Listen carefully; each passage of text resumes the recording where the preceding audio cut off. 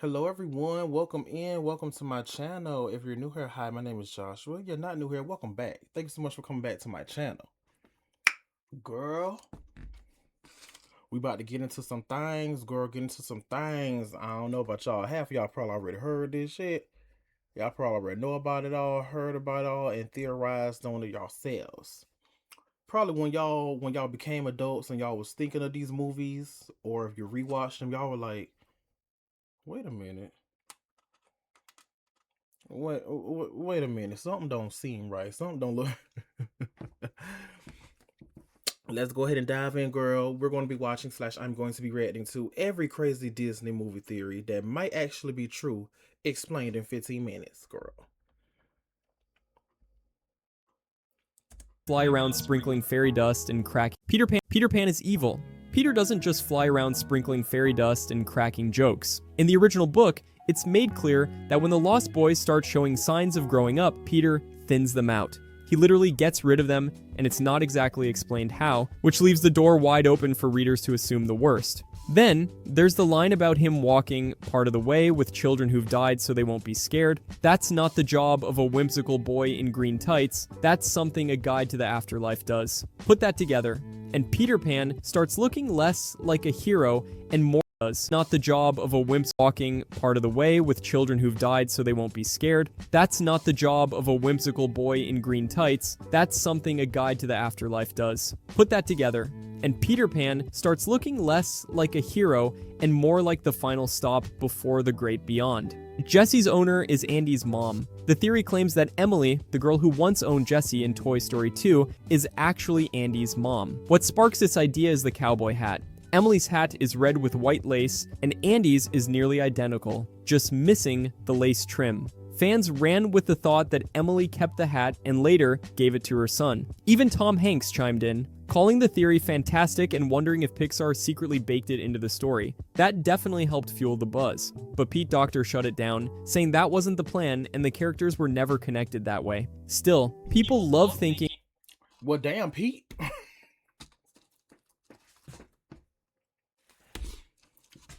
He must be a producer or a creator, co-creator or something. Damn, Pete. He just came up. He just came. He just threw a wrench and they play. He said, "No, ma'am." Shit. Andy's mom had her own toy adventures before handing down the nostalgia. By the way, if you guys like movie content like this, I would really appreciate it if you could subscribe. Thanks. Anyways, Anna and Elsa are Tarzan's sisters. The theory explains that their parents survive the shipwreck from Frozen, end up stranded on a jungle island, and then have a baby boy, who grows up to be Tarzan. In this version, the queen gives birth in the wild, and then both parents are taken out by a leopard. The baby's left behind and raised by gorillas because obviously. But later on, the creators made sure everyone knew it was just a quirky idea and not officially confirmed. Tarzan isn't their brother, but the internet really tried to make it happen. Boo is the witch in Brave. This theory Is that? I heard this too. The Boo is the witch and stuff. I heard this too, girl. The internet really tried to make it happen. In other Matt Pat, he tried to make it happen. That's all his fault, or whoever, wherever he got the idea from. Girl, damn. part of the larger Pixar theory, claims Boo learns to time travel through the magic doors from Monsters, Inc. and ends up in the medieval world of Brave. The idea is that she becomes the mysterious witch who vanishes through doors and carves images of things that shouldn't exist yet, like Sully and the pizza planet truck. Her obsession with finding Sully supposedly drives her search across and the pitches through doors and carves images of things that shouldn't exist yet, like Sully and the pizza planet truck. Her obsession with finding Sully supposedly drives her search across time. The witch's odd behavior and magical doorways are seen as signs she's still trying to reconnect with the monster from her childhood. Pixar's never confirmed any of this, but continued shared universe theories further cement the idea. The evil queen in Snow White is Mother Gothel. Fans point out that both characters share a near-identical obsession with beauty, similar sinister personalities, and disturbingly familiar appearances, especially when aged. Their weapon choices even match, with both seen wielding nearly the same. Girl, them eyebrows, girl. Them pencil thin eyebrows. I think this is my first.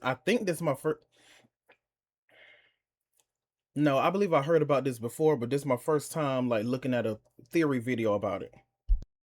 Same curved dagger. Inside Rapunzel's tower, there's a painted poison apple tucked into the background, which many see as a clever nod to the evil queen's past. The theory builds a timeline where the queen survives the events of Nod to where there's a match with both seen wielding nearly the same curved dagger. Inside Rapunzel's tower, there's a painted poison apple tucked into the background, which many see as a clever nod to the evil queen's past. The theory builds a timeline where the queen survives the events of Snow White, vanishes for centuries, then reemerges as Gothel to leech magic from the golden flower.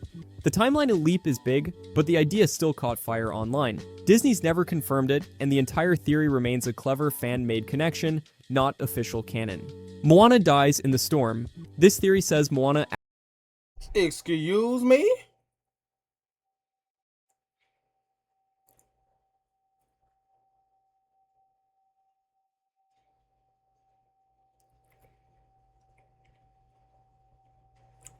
Bitch, this is my first time hearing this now. I need to watch Moana too. There's a lot of stuff I need to watch. There's a lot of stuff I need to watch. Shit.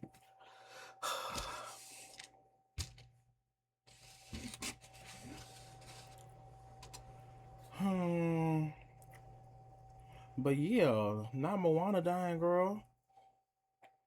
And Mother Gothel. If I remember correctly, the evil queen, I think she fell off a ledge. She fell off a cliff, girl, and them motherfucking vultures, girl.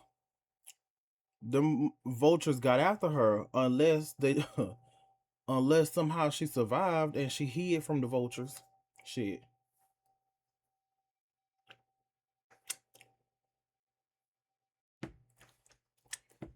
actually dies when the storm wrecks her boat early in the movie, and everything that happens after is her soul navigating the afterlife.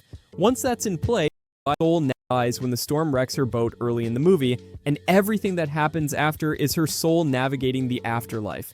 Once that's in play, it suddenly makes sense how she survives encounters with lava monsters, gods, and entire mythic realms without so much as a scratch. She meets Maui, battles supernatural threats, and drops into the realm of monsters like it's just another Tuesday. Nothing she faces operates under normal human rules. The theory wraps with the idea that Te Fiti... I mean, no tea, no shade, but in any Disney movie, does it like, does any Disney movie, Disney Pixar movie do be like that?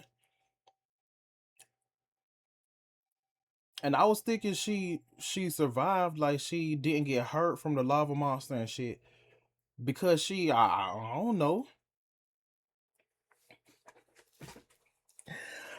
Oh Jesus. I mean shit, I don't know because she knows how to like duck and dodge, bob and weave. Girl, bob and weave, girl. Shit, brings her back to life after she returns the heart, explaining her sudden wake-up on the shore. It's never stated in the film, but it adds a surreal spiritual twist that fans keep clinging to. Lilo's parents are in the CIA. The theory suggests Lilo and Nani's parents were secret agents who died while working for the organization. Cobra Bubbles, who's introduced as their social worker, is a confirmed ex-CIA agent with ties to the Roswell incident. The idea goes that he steps in not just as a government guy turned caseworker, but as someone personally connected to their parents' old assignments. Fans point to Lilo's weird obsession with photographing tourists and her random book collection as clues. Maybe habits she picked up from tagging along on covert missions.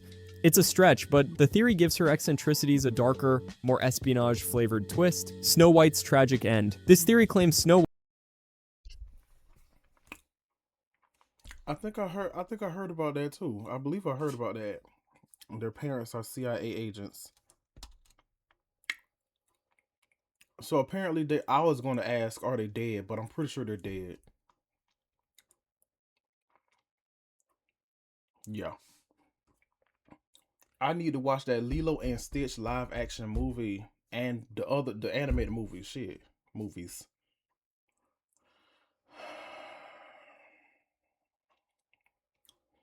When I tell y'all there's so much I need to catch up on.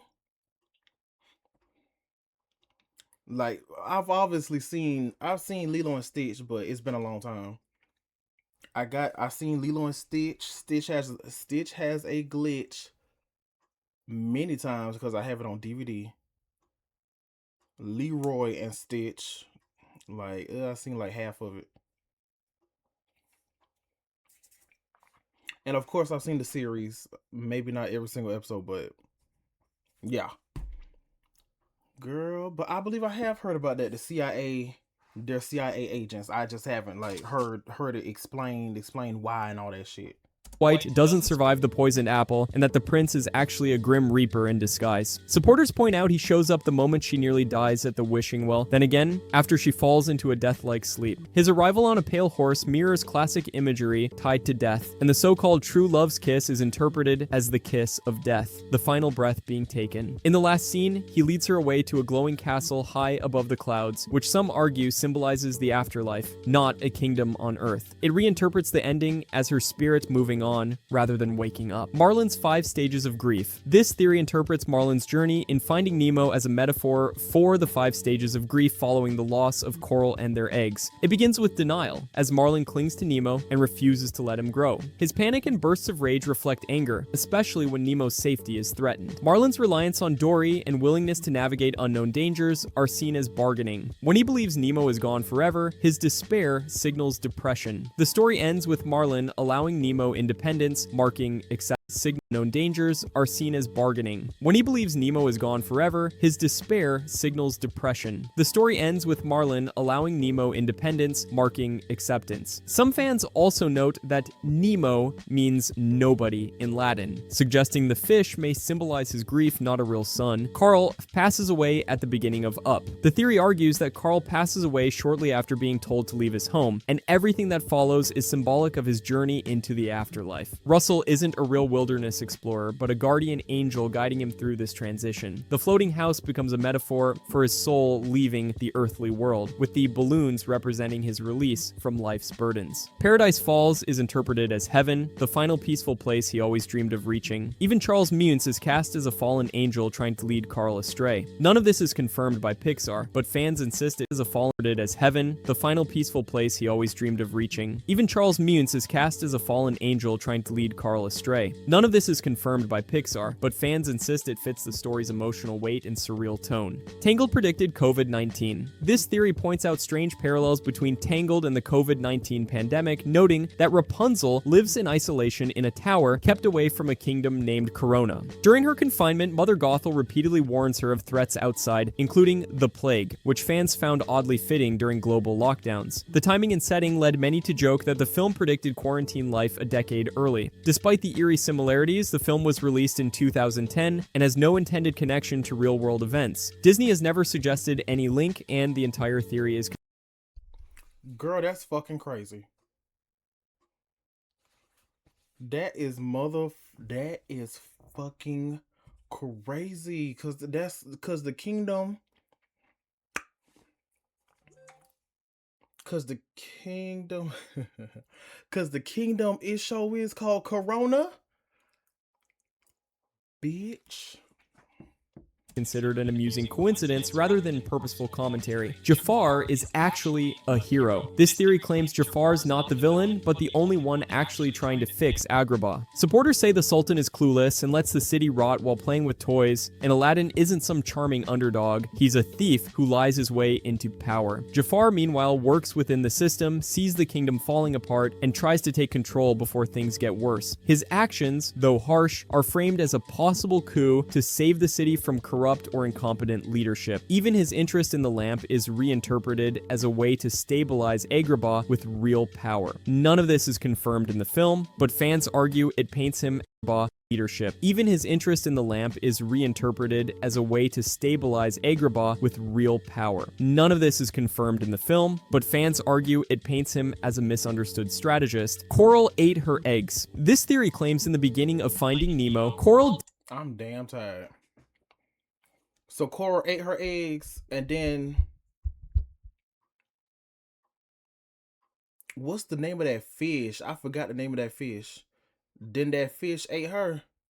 Girl.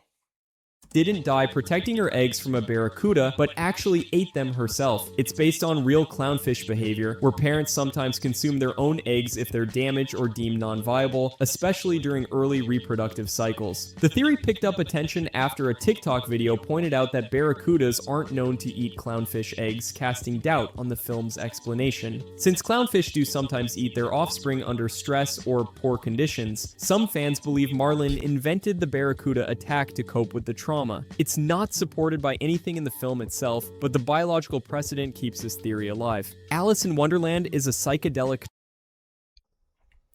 To a psychedelic trip to I can believe that. Oh my god. And that's right, barracuda. Barracudas don't eat clownfish? Well shit, okay.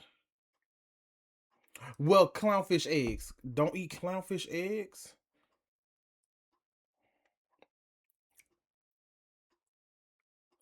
Oh my god, that's crazy. And the other one, Nemo means nobody. I heard that before. Yep, I've definitely heard that before. Said that he was like Nemo.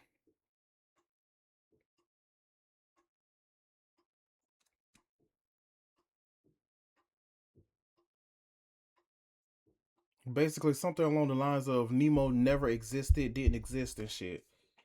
Yeah. Oh my god. Girl, Finding Nemo might have Up and Finding Nemo might be the saddest ones. Might be.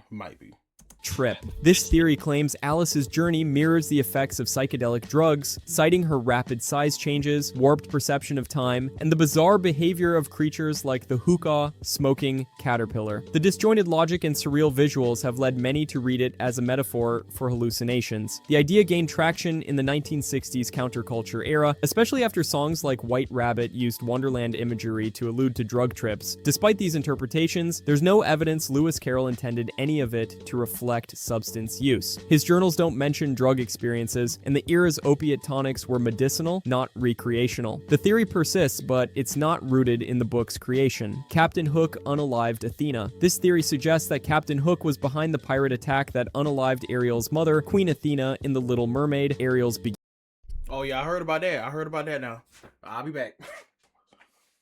beginning. Fans link the fatal Captain Hook recreational. The theory persists, but it's not rooted in the book's creation. Captain Hook unalived Athena. This theory suggests that Captain Hook was behind the pirate attack that unalived Ariel's mother, Queen Athena, in The Little Mermaid, Ariel's beginning. Fans link the fatal scene where pirates strike near a mermaid lagoon to the similar lagoon featured in Peter Pan, where Hook and his crew often clash with mermaids. The character designs of the mermaids in both films also share stylistic traits, strengthening the idea of a shared setting. Some believe Hook's hostility toward mermaids in Peter Pan hints at a violent history, possibly including Athena's death. Blenny is a fish-eating addict. This theory argues that Blenny, the anxious fish at the shark's support group in Finding Nemo, isn't scared. He's going through withdrawal. Fans say his shaking and nervous energy reflect cravings, not fear, and that he's attending the meeting as a struggling fish eater trying to stay clean. The idea gained momentum when viewers pointed out his sudden exit might be to avoid hurting Marlin and Dory rather than fleeing danger. The post-credits scene strengthens this theory. Blenny devours a massive anglerfish in one bite, revealing his urges haven't gone away. While Pixar never comments on it, fans treat him like a relapse-prone carnivore fighting to change. High School Musical is set in the Purge universe. I forgot about that. Foreign boy Ryan. Hey, foreign boy Ryan. Thank you. Girl, what his name? Bellini? I know you lying. Not Bellini is a. And he showed it. That was funny. He ate that damn Blenny. He ate that damn anglerfish, girl. Hints at a violent history, possibly including Athena's death. Blenny is a fish-eating addict. This theory argues that Blenny, the anxious fish at the shark's support group in Finding Nemo, isn't scared. He's going through withdrawal. Fans say his shaking and nervous energy reflect cravings, not fear, and that he's attending the meeting as a struggling fish eater trying to stay clean. The idea gained momentum when viewers pointed out his sudden exit might be to avoid hurting Marlin and Dory rather than fleeing danger. The post-credits scene strengthens this theory. Blenny devours a massive anglerfish in one bite, revealing his urges haven't gone away. While Pixar never comments on it, fans treat him like a relapse-prone carnivore fighting to change. High School Musical is set in the Purge universe. This theory claims the world of High School Musical operates without law or consequences, much like the Purge. Fans highlight how students vandalize the school, destroy property, and disrupt public events with zero punishment. At Lava Springs, staff repeatedly ignore health codes and labor laws without issue. Miss Darbus even forges a Juilliard recommendation for Troy, which would normally spark an investigation. Yet in this universe, no one gets fired, arrested, or even mildly scolded. The theory suggests that criminal behavior is either fully accepted or enforcement simply doesn't exist. It's never mentioned in the films, but fans treat this lawless setting as more than just plot convenience. Gaston unalived I'm sorry. Gaston and Bambi's mom. Oh, Gaston. I was thinking of Clayton. His name Clayton. I was thinking of him from Tarzan. Gaston is from Beauty and the Beast. You know what? I never seen the live action Beauty and the Beast movie. I kind of want to watch it now. I do. I kind of want to watch it now, but I never seen it, child. But yeah, yeah, Clayton. I want to watch Tarzan, the animated Tarzan again, animated movie Tarzan. I kind of want to watch that again. The girl, Gaston, and Bambi's mom. Oh, but High School Musical being set during the Purge. No tea, no shade. Maybe they're either it's set during the Purge or all them niggas is rich and spoiled brats. All the above, girl. This is rich. Everybody knows everybody. Shit. Fans treat this lawless setting as more than just plot convenience. Gaston unalived Bambi's mom. This theory suggests that Gaston is the hunter who unalives Bambi's mother, linking his deer hunting obsession in Beauty and the Beast to the tragedy in Bambi. Fans point to the deer head mounted in his tavern, which resembles Bambi's mother and his well-known love of hunting the biggest and best. Since both films, which resembles Bambi's mother and is well-known Bambi. Fans point to the deer head mounted in his tavern, which resembles Bambi's mother and his well-known love of hunting the biggest and best. Since both films take place in forested European settings, the timeline overlap is considered plausible by some. The idea is that Gaston bagged the doe as part of his hunting spree, unknowingly becoming a key villain in another Disney story. Wall-E humans are cannibals. This Oh my god. Girl, not cannibals. No tea, no shade. Doe, a doe, a deer, a female deer. They don't have antlers. Yeah, they don't have antlers. Only the niggas have antlers. theory suggests that the humans aboard the I thought. Axiom survive by unknowingly consuming other humans, with claims that their meals include processed remains or even liquefied corpses. The idea stems from the eerie lack of visible food sources and the complete control robots have over their nutrition. Some theorists argue that the ship's extreme efficiency might extend to recycling human remains. However, the film shows passengers drinking synthetic food blends through straws, with no real evidence pointing to cannibalism. While the theory taps into the film's darker undertones, it remains entirely speculative. Jane is Belle's descendant. This theory claims Jane Porter from Tarzan is a descendant Yep, I heard about this. Yep, heard about this one. of Belle from Beauty and the Beast, pointing to matching traits and objects as clues. Jane's yellow dress closely mirrors Belle's iconic gown, and her tea set looks nearly identical to Mrs. Potts and Chip. Both characters are book-loving, curious, and drawn to wild men. Yeah, exactly. Yeah. But there was actually, I'm pretty sure they're gonna show it. They're gonna show it. The tea set was in the Tarzan movie, but Turk, yeah, the gorilla and his gorilla friends, Turk, they destroyed bitch. They killed him, apparently. They killed him, baby. They destroyed that tea set. and who don't quite fit into civilized society. Fans argue that these shared details hint at a generational connection, suggesting Jane inherited her taste for adventure and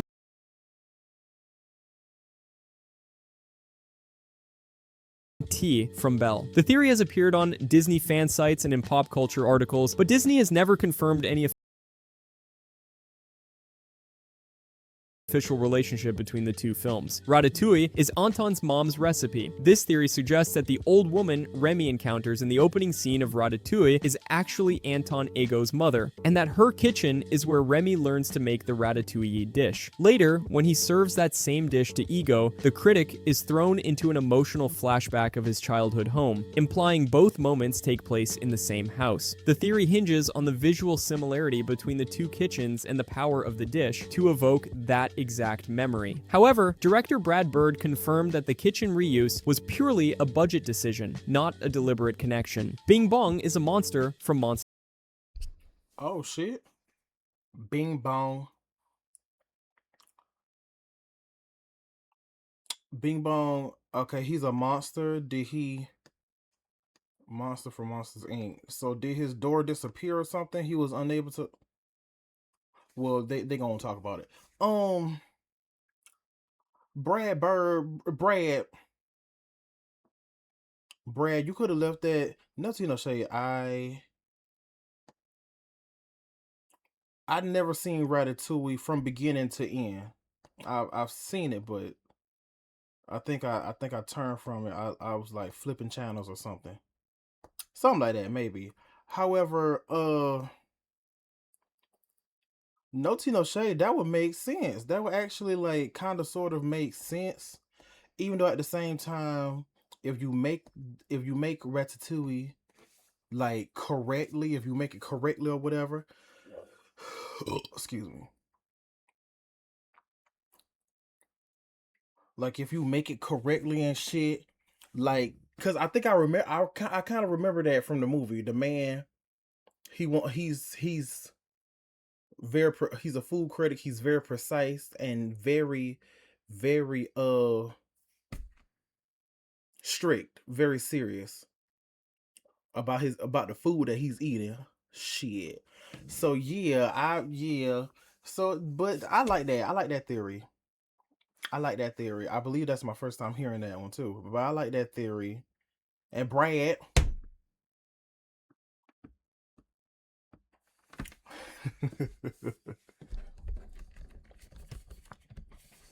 Want to come and deny. But whatever. Monsters Inc. This theory suggests that Bing Bong, Riley's imaginary friend in Inside Out, was originally a monster from Monsters Inc., who visited her to collect laughter energy. His unusual design, part cat, part elephant, part dolphin, matches the kind of creative hybrid creatures seen in the monster world. Supporters believe that after the monster matches the kind of girl, part dolphin.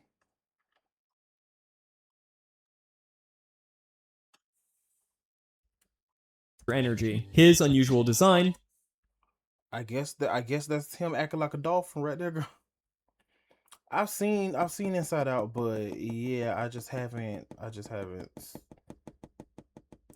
I don't remember it like that. I remember her core memories, her memories or whatever. They were like starting to get destroyed. But if I remember correctly, when you remember your core memories or something like that, or something positive from it, I guess it'll like rebuild. Something like that.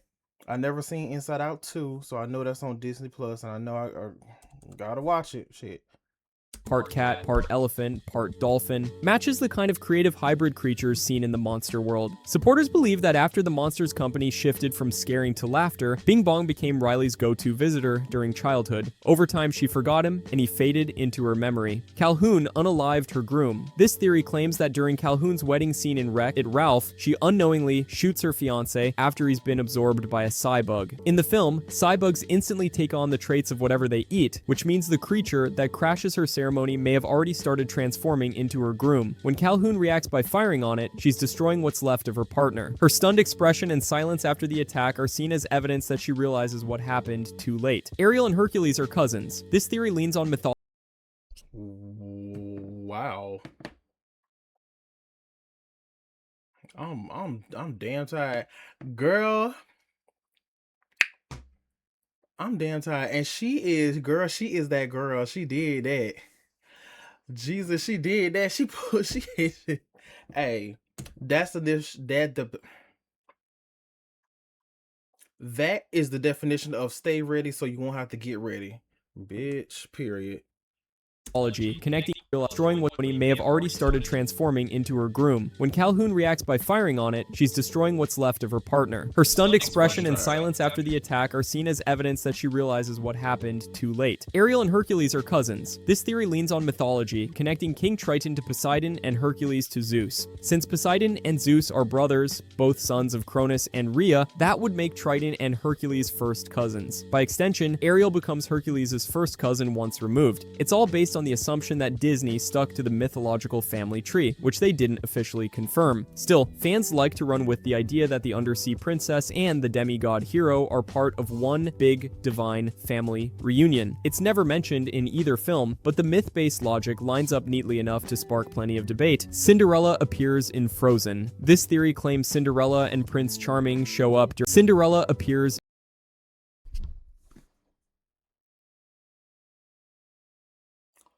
Girl, I'm fucking tired. What the girl? That's them.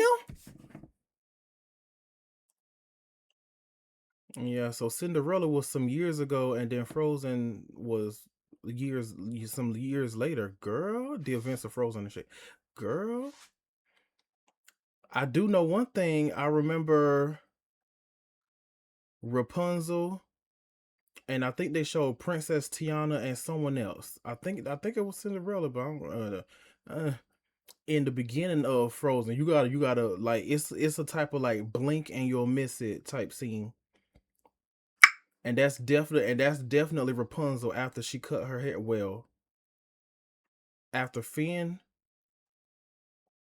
no, she cut her hair after she cut her hair after her hair was cut. That is girl. Yeah, she came like walking. She was like walking down the street. I don't know if she was. Yeah, well, she was in the town, out of town, thugging with my round. Cushion pink, my booty hole brown. But yeah, she was in town. I guess she went to the coronation or whatever. But yeah, girl, and through the door it looked like a black woman with a green dress. That's Tiana. I don't know. They might show it. They might talk about it. in Frozen. This theory claims Cinderella and Prince Charming show up during Elsa's coronation scene in Frozen. Around 22 minutes into the movie, a couple is seen bowing to Elsa, a woman in a pale blue dress that closely resembles Cinderella's gown, and a man dressed in formal wear with epaulets and a sash like Prince Charming's usual look. Fans spotted the resemblance and quickly ran with it, believing this cameo hints at a shared Disney universe. The scene is quick and never draws attention to the couple, and Disney has never confirmed their identities. Still, the visual similarities are enough for fans to believe the royal pair traveled. The scene is quick and never draws attention to the couple, and Disney has never confirmed their identities. Still, the visual similarities are enough for fans to believe the royal pair traveled from another kingdom just to witness Elsa take the throne. If you enjoyed this, I'm going to be posting a lot here. I would greatly appreciate it if you could subscribe. Thanks for watching, and see you next time.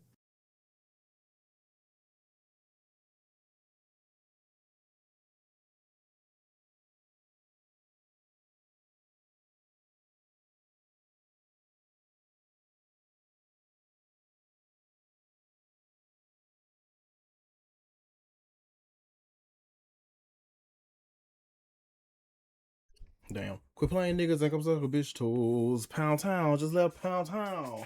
But my nigga, he just took a bitch down. Oh, Jesus. Yes, girl. Yes, period. Mm. Well, most of these were of course. Most of these were pretty sad, child.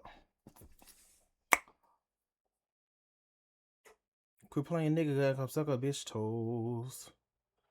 Movie theory that might be.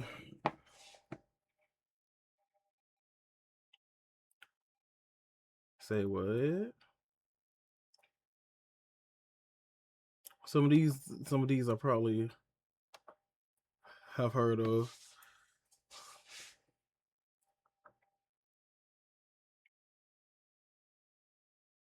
Oh, Crazy Horror movie.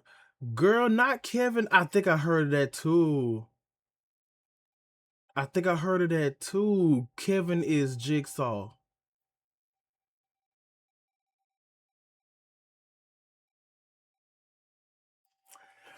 Yeah, bitch.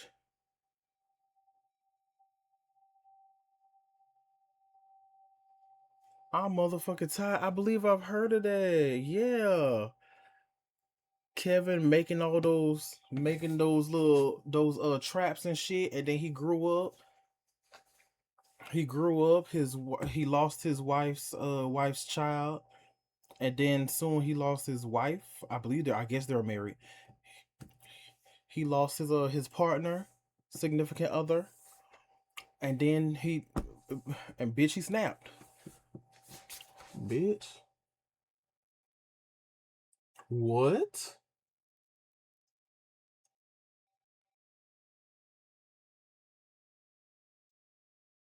is the thing? What?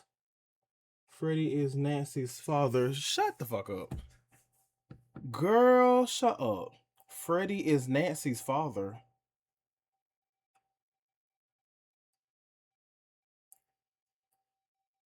No tea, no shade. Why is he trying to kill her? And I remember, and I got the, except for the one that came out in 2010, but I have the complete collection of the A Nightmare on Elm Street. Shit, girl, trying to remember the name of it. If I remember correctly, in the first one, why did he like, like she, unless he's a disgusting creep or whatever. Well, whatever. Why? I think that was Nancy. Nancy was talking on the phone, and then it was Freddie, and then if y'all seen the movie, his tongue was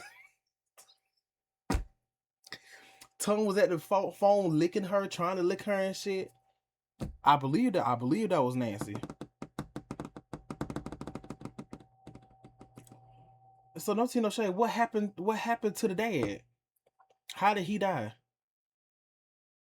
Wasn't that? So, oh, so if he's Freddie, then Freddie was a child killer.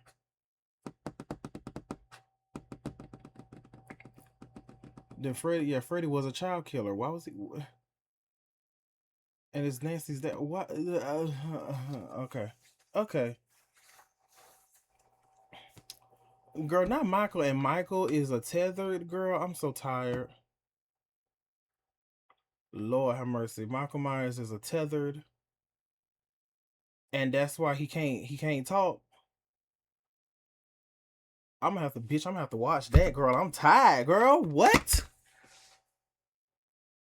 Yeah, everybody. Yeah, now that theory is probably true, cause that theory that Stu survived being electrocuted by a TV that was pushed on his head. And girl, this was in the 90s, girl. It was a big back TV, girl. Them bitches is heavy. So his face, he has to have, even to this day, his face, unless he went back for like more and more surgeries, his face has to be like scarred. The whole face, yeah, because I don't remember him like turning or anything. So his whole face has to be scarred and shit. Bitch, I'm about to watch this video, bitch, because I'm tired. But yes, y'all, this was no tea, no shade. Disney movies are known to be, when you theorize about it, and well, even if you don't theorize about it, Disney movies are known to be pretty sad. Because the parents or one of the parents is always deceased. Something has happened, you know. But Either way, I'm still watching shit. Well, yeah, either way, I'm still watching bitch. Shit. Did I put this to the who? Shut the fuck up. Pennywise and Mary Poppins. Shut up, bitch. Mary Poppins is an alien. The same species, is an intergalactic being.